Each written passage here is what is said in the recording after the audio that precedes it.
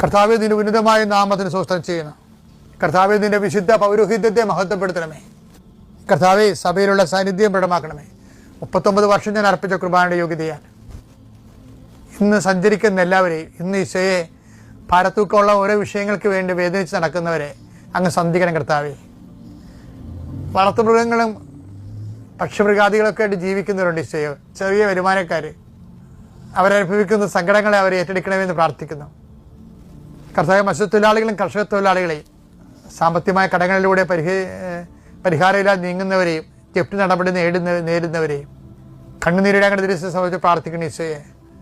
കർത്താവ്, അങ്ങയെടുത്ത് മറുപടി ഉണ്ട് ഈശോയെ. അങ്ങ് വിചാരിച്ചാൽ മതി, ഒരു നിമിഷം വിചാരിച്ചാൽ മതി, അങ്ങയുടെ മക്കൾ രക്ഷപ്പെടും. എല്ലാവരും പറയണത് ഈ ഒരു ദുരന്തത്തിൽ നിന്ന് ഞാൻ രക്ഷപ്പെട്ട ഞാൻ ദൈവത്തെ മറക്കാതെ ജീവിച്ചോളാം എന്ന് പറയുന്നുണ്ട് ഈശോയെ.